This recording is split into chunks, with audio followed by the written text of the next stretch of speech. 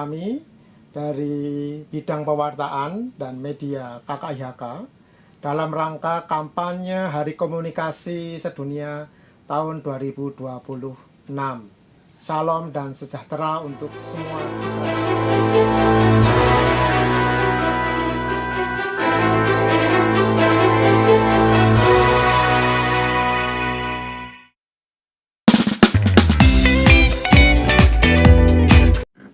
Kali ini kita akan membahas sesuatu yang melanjutkan tema tentang kampanye Hari Komunikasi Sedunia dengan tema yang lebih spesifik, yaitu bagaimana kita akan membahas wajah Allah yang nyata di tengah migrasi, khususnya di tengah para pekerja domestik migran di Hong Kong.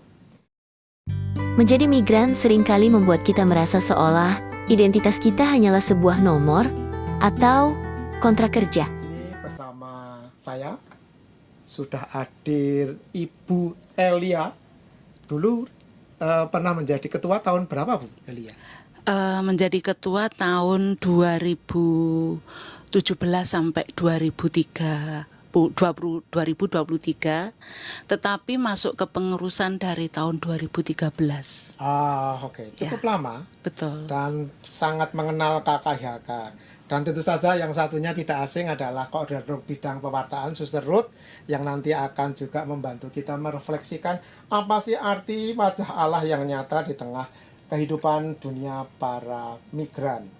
Nah, tentu saja saya juga sudah dikenal, nama saya Dedi Kristanto, dan saya kali ini seperti biasa akan menjadi pewawancara. Baik, wawancara saya pertama atau pembicaraan kita pertama akan bersama dengan Ibu Elia. Pertanyaannya begini, Bu. Ya. Di tengah kesibukan bekerja di Hong Kong sebagai pekerja domestik migran, Ibu sudah berapa lama? Sebelumnya terima kasih dulu untuk waktunya Pak Dedi, dan salam untuk teman-teman semuanya dimanapun berada.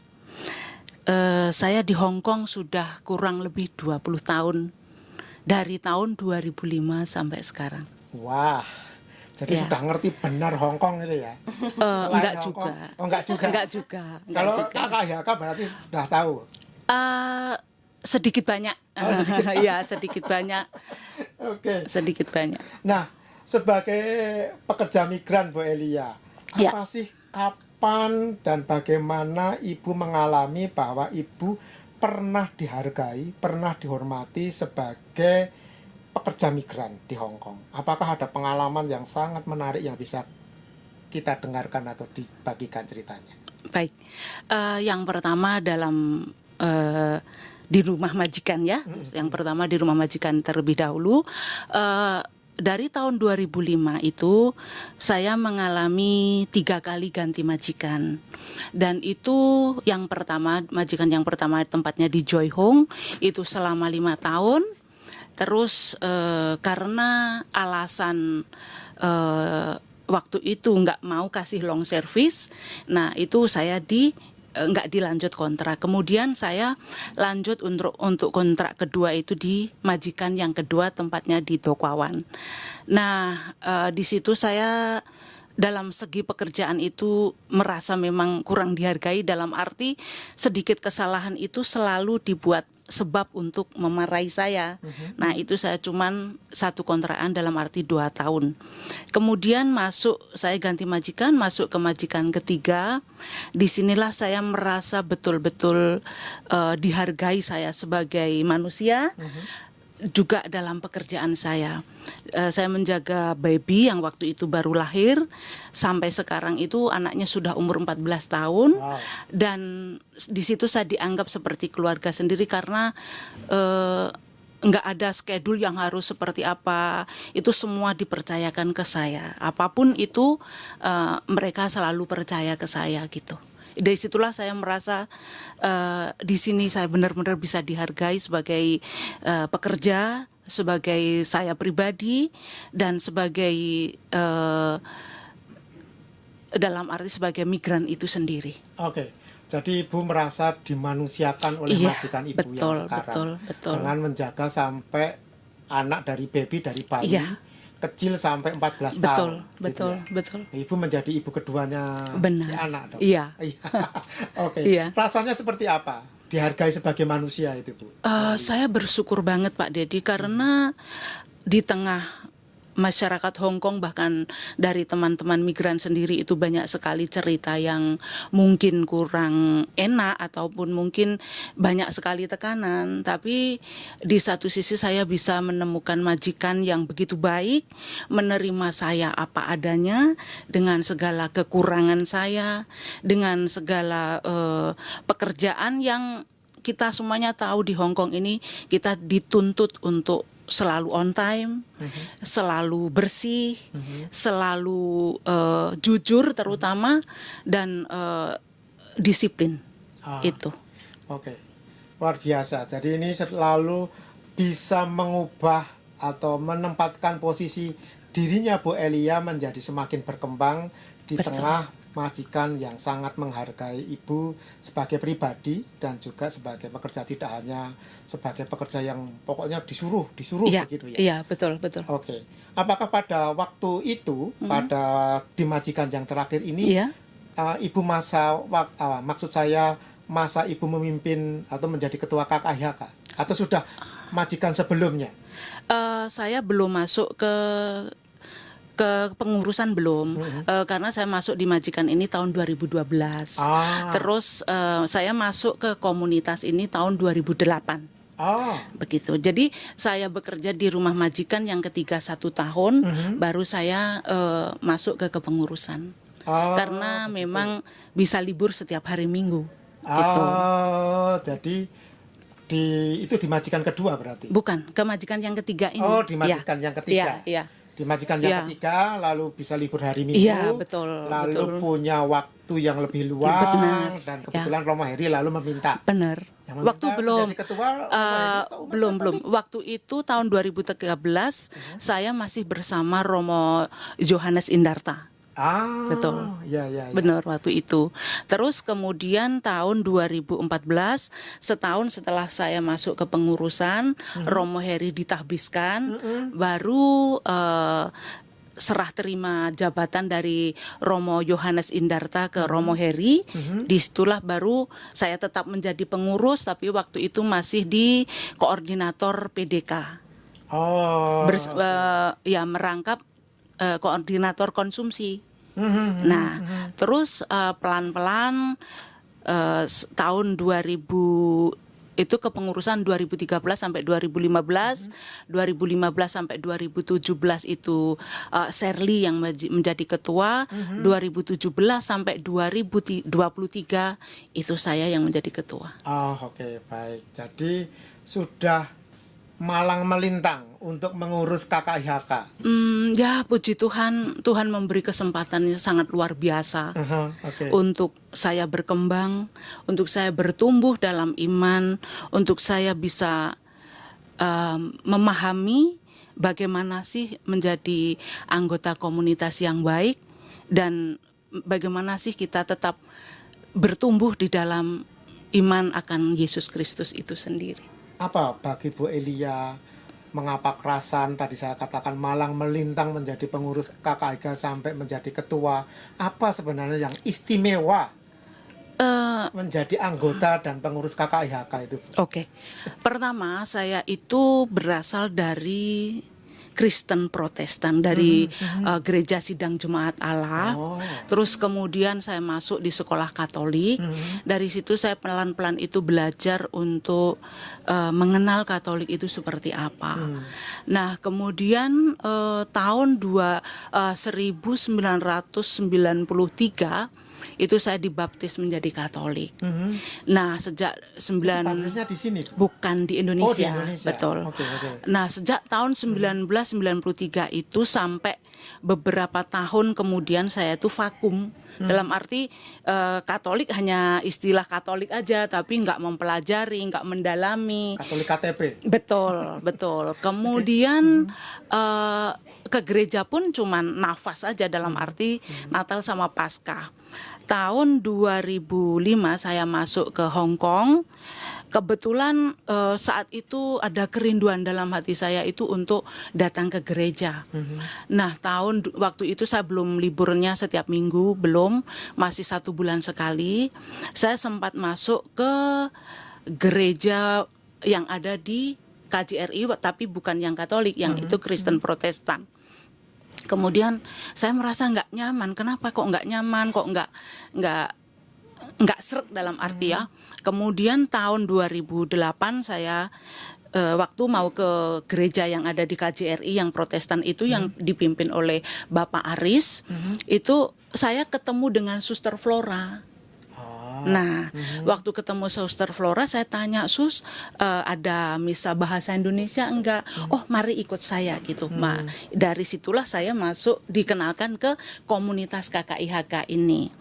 Dari situ saya mulai kembali ke rumah saya yang memang dibaptisnya secara Katolik. Kebetulan waktu di Protestan saya belum dibaptis. Nah, disitulah saya mulai aktif setiap hari Minggu, setiap hari libur saya pasti ke sini. Dari 2008 itu. Oh, ya. Ternyata tidak langsung gitu ya. Tidak, ada proses tidak. yang Benar. menemukan rumah kita bersama. Iya, betul. Betul.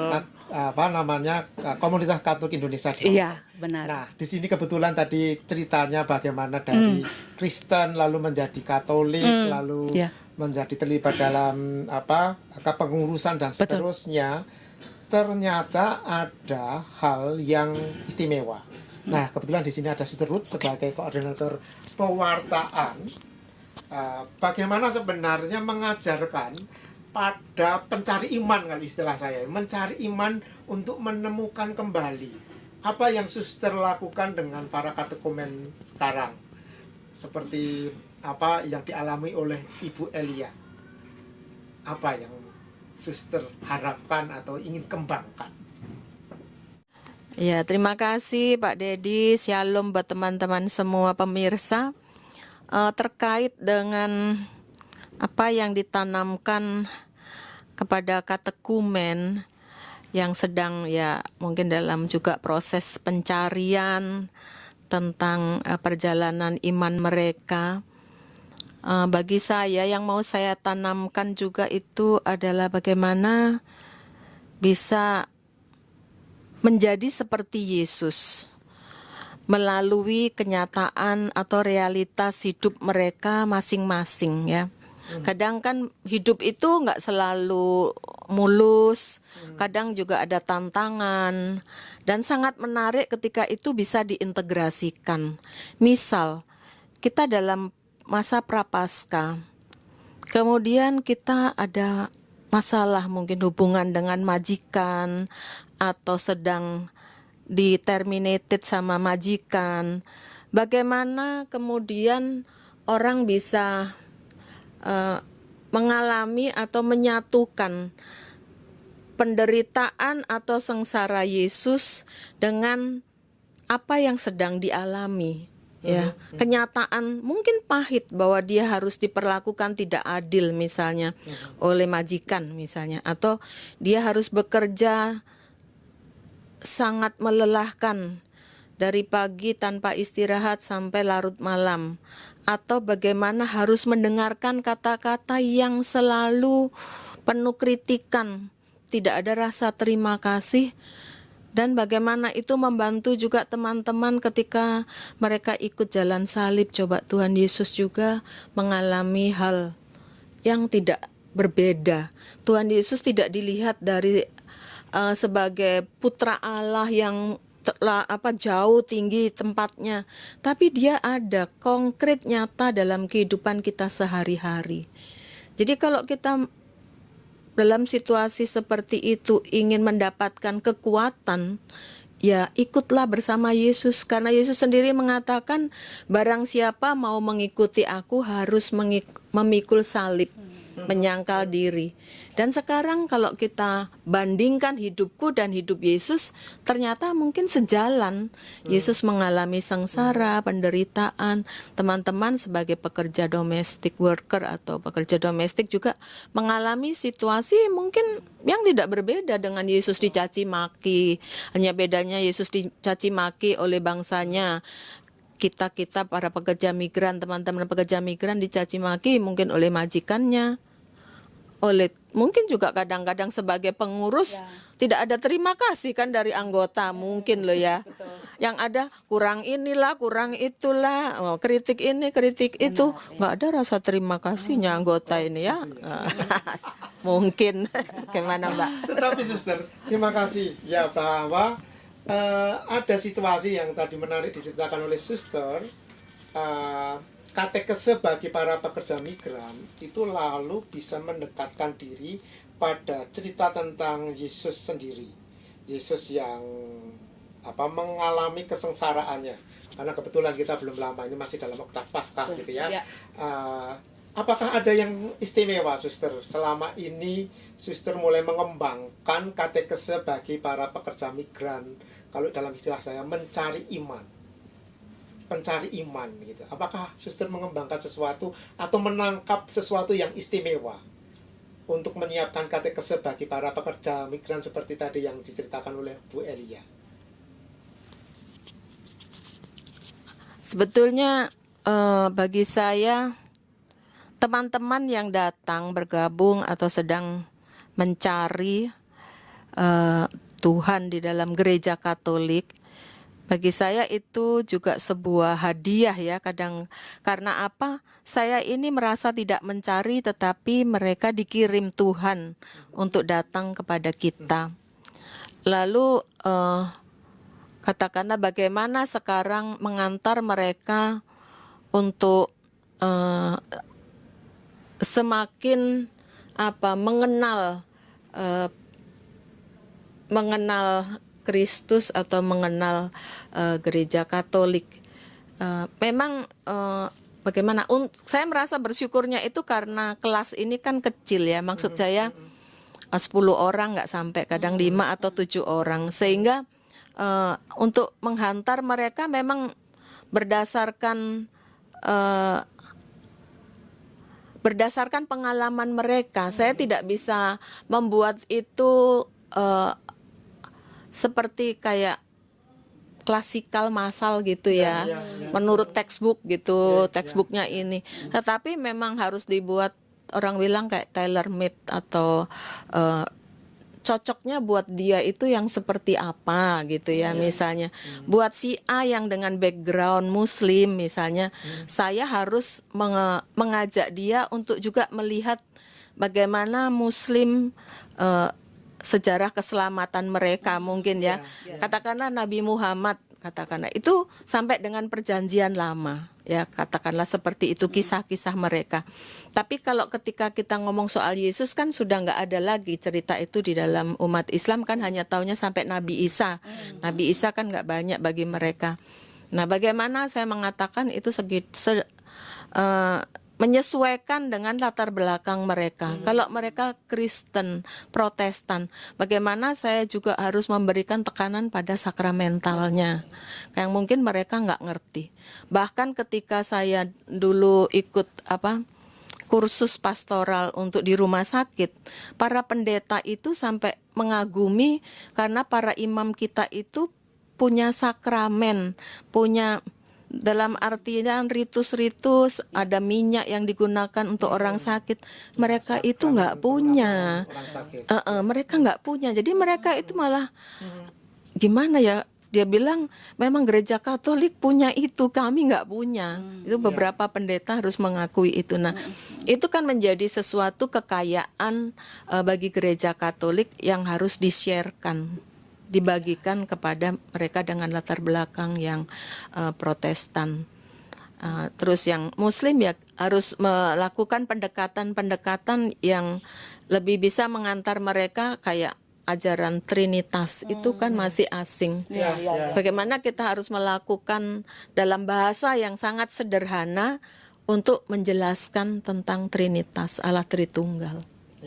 Itu pendekatan-pendekatan sederhana sesuai, kalau saya bilang ya tailor made itu sesuai kebutuhannya. Katekumen kita ini seperti ini, bukan katekumen mahasiswa gitu ya, atau katekumen yang orang-orang profesional, tapi katekumen dengan latar belakang yang dari Muslim atau dari Protestan, dengan segala, saya senang lebih kalau lebih menyentuh dalam kehidupan mereka sehari-hari, begitu Pak. Iya, terima kasih Suster. Dan kembali ke Ibu Elia, apa yang tadi dijelaskan oleh Suster Ruth, Bu Elia, ada dua hal yang menurut saya penting. Yang pertama adalah tadi Suster Ruth menjelaskan bahwa selama katekese itu lalu mendekatkan pengalaman para migran, para pekerja domestik migran, dengan bagaimana Yesus sendiri yang mengalami kesengsaraan, dicaci, dibuang, dihina, dan seterusnya. Tetapi yang kedua juga tadi diceritakan bahwa sebagai pekerja migran yang mencari iman dan kemudian ingin masuk ke Katolik, seperti tadi Bu Elia juga ceritanya panjang gitu ya. Betul. Itu juga lalu tidak langsung secara diberikan materi yang klasikal. Yang ini adalah materi katekese khusus yang pada umumnya, tetapi disesuaikan dengan pengalaman para pekerja migran sendiri. Apakah Bu Elia menangkap itu sesuatu yang menghadirkan wajah Allah sendiri dalam pengalaman Ibu sebagai pekerja migran yang dari Kristen Protestan lalu memutuskan menjadi Katolik dan sekarang tampaknya kerasan sekali menjadi orang Katolik di KKYK. Gimana Bu? Baik, terima kasih sekali lagi Pak Dedi. Dari perjalanan iman saya, terutama setelah masuk komunitas ini, saya sangat bersyukur sekali bahwa Tuhan itu memberikan kesempatan kepada saya untuk belajar melayani dan belajar bagaimana untuk lebih mengenal Tuhan Yesus itu sendiri. Itu dimulai ya dari tahun 2013 di saat saya diminta untuk menjadi koordinator PDK. Waktu itu saya juga bertanya, dalam hati itu ragu, apakah saya mampu untuk mengkoordinir teman-teman yang dengan pengalaman saya yang minim waktu itu. Bahkan saya sempat juga disepelekan itu dengan partner saya waktu itu. Saya disepelekan dalam arti nggak mungkin bisa lah gitu dalam ini. Tetapi saya percaya bahwa saya diberi kesempatan untuk belajar. Saya cuman disepelekan, saya cuman diem aja, senyum aja gitu, nggak pernah menanggapi seperti apa sampai emosi atau sebenarnya enggak. Saya cuman nggak apa-apa lah gitu. Tapi dari situ saya pelan-pelan belajar, akhirnya saya memegang PDK ini 4 tahun. Wow. Nah, disitulah saya ditempa dengan berbagai macam pengalaman, bahkan dari iman sendiri, dengan bagaimana saya menghandle untuk mengisi minggu depan siapa yang harus mengisi, itu butuh banyak sekali belajar. Bagaimana membuat jadwalnya dalam full 1 bulan, udah ada yang mengisi. Nah, itu yang dari segi administrasinya. Dari segi iman, saya semakin belajar untuk setiap hari Minggu ada renungan yang setiap selain khotbah di misa, ada renungan yang bisa saya dengarkan, dan itu sangat memupuk saya untuk terus belajar dan terus belajar untuk menjadi lebih baik. Itu. Oke, Bu Elia, tadi saya tertarik dengan kata ketika menjadi pengurus PDK pernah disepelekan, mungkin kamu nggak becus, kamu nggak dihargai, kamu nggak bisa. Ibu nggak lari ya? Enggak. Saya langsung mengasingkan diri. Enggak Pak. Karena kembali lagi. Iya. Mengapa itu Ibu karena lakukan? begini, saya itu punya prinsip bahwa saya disepelekan bukan berarti saya harus mundur. Itu.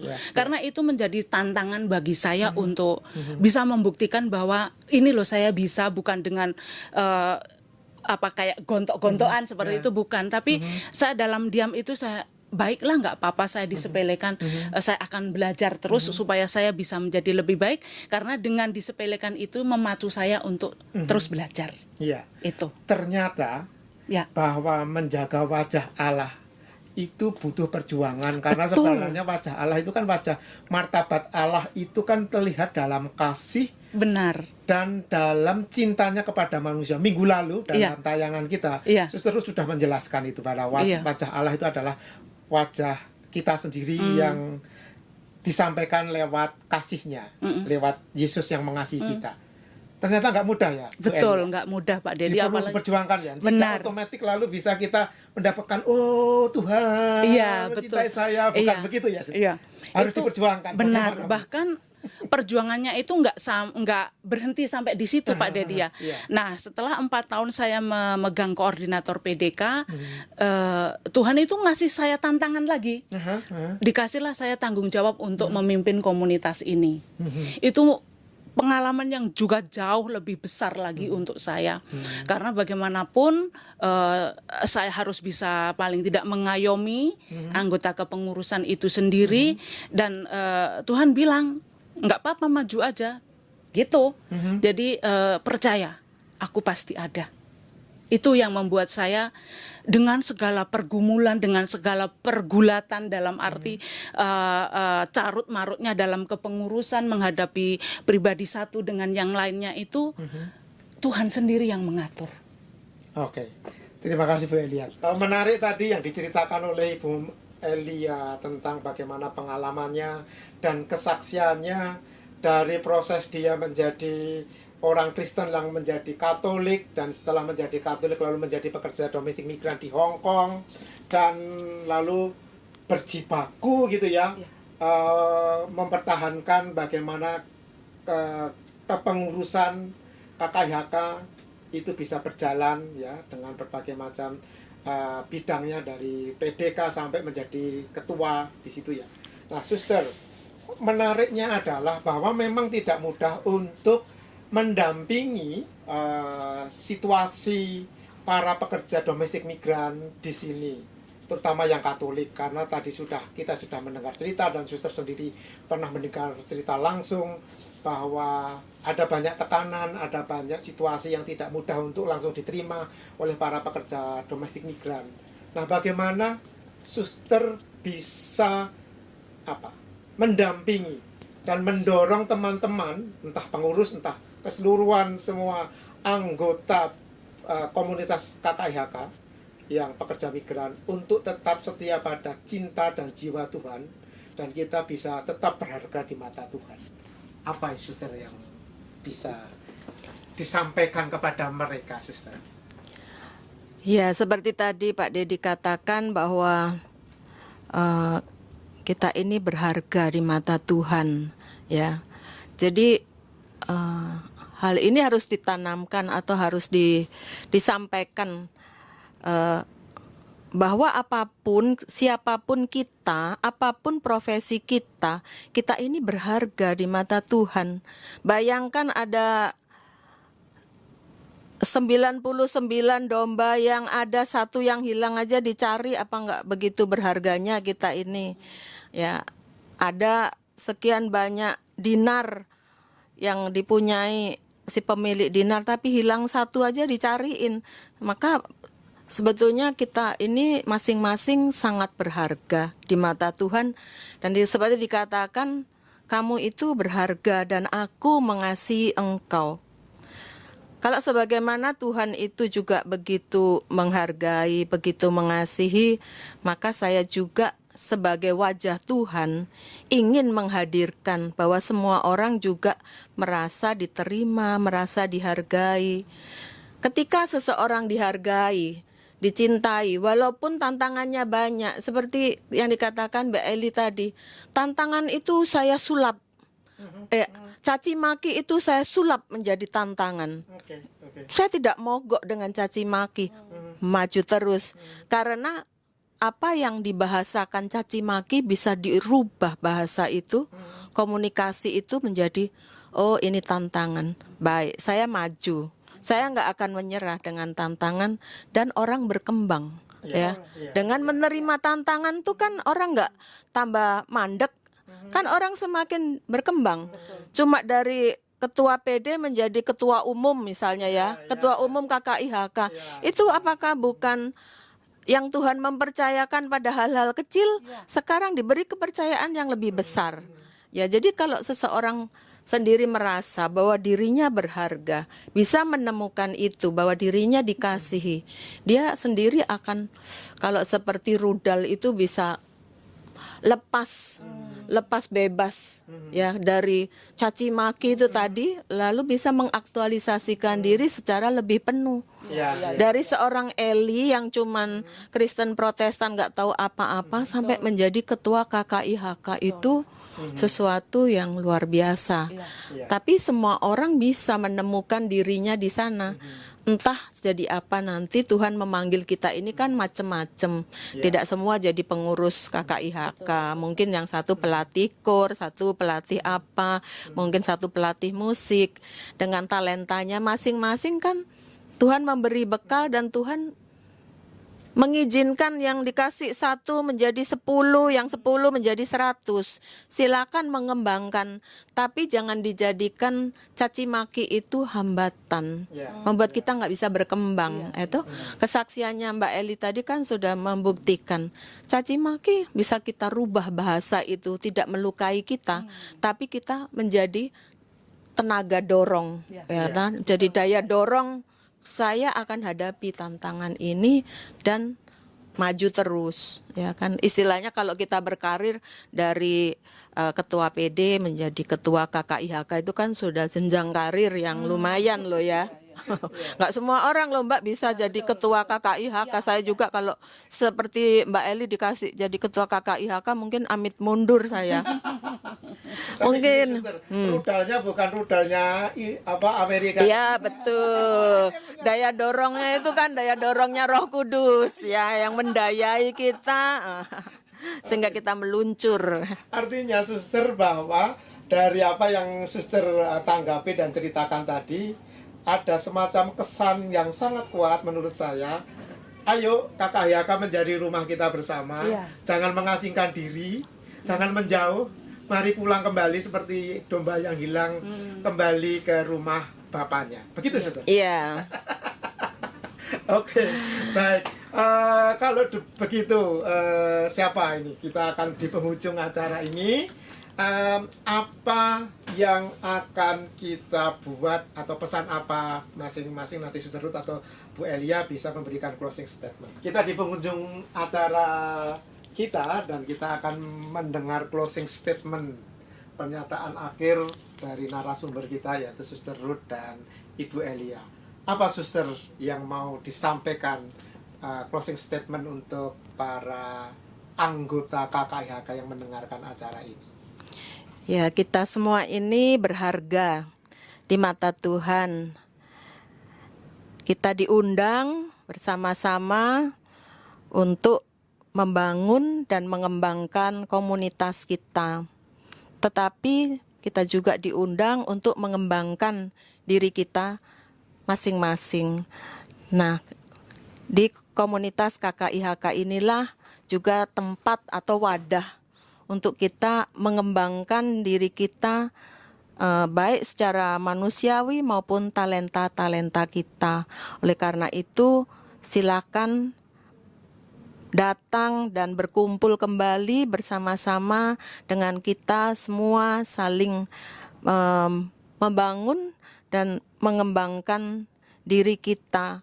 Karena kita ini dibekali dengan talenta-talenta oleh Tuhan dan sayang kalau tidak dikembangkan, hanya didiamkan untuk sendiri saja. Terima kasih Suster. Mari kita masuk kembali ke KKIHK dengan talenta kita, dengan perjuangan kita. Bu Elia bagaimana Sus? Bu Elia, pesannya apa? Baik, saya mau mengucapkan banyak terima kasih untuk komunitas Katolik Indonesia di Hong Kong karena telah memberikan kesempatan kepada saya untuk melayani selama kurang lebih 10 tahun menjadi pengurus. Disitulah saya dibimbing untuk menemukan Tuhan dalam setiap wajah teman-teman di komunitas ini, dan di situ juga Tuhan membuat saya semakin yakin bahwa kasih-Nya tidak akan pernah terputus sampai kapanpun. Bagi teman-teman komunitas di Hong Kong, apabila saat ini hati kalian terluka karena perjalanan hidup, karena pengalaman atau hal-hal yang mungkin menyakiti hati Anda, yakinlah bahwa Tuhan sangat menyayangi Anda dan jangan menjauh. tetapi jadikanlah luka itu untuk menjadi kita lebih baik, untuk bisa menjadi anak-anak Tuhan Yesus yang penuh cinta kasih. Terima kasih. Demikian tayangan kami dengan berdialog, dengan bercerita dengan Suster Ruth dan Ibu Elia pada tema yang kami angkat pada hari ini, wajah Allah yang nyata di tengah migrasi. Semoga apa yang kami sampaikan bisa membantu kita semua untuk berefleksi, untuk semakin teguh dalam iman kita, semakin yakin apapun situasinya, Allah tetap beserta kita untuk membangun komunitas kita menjadi rumah kita yang lebih baik. Terima kasih. Sampai jumpa.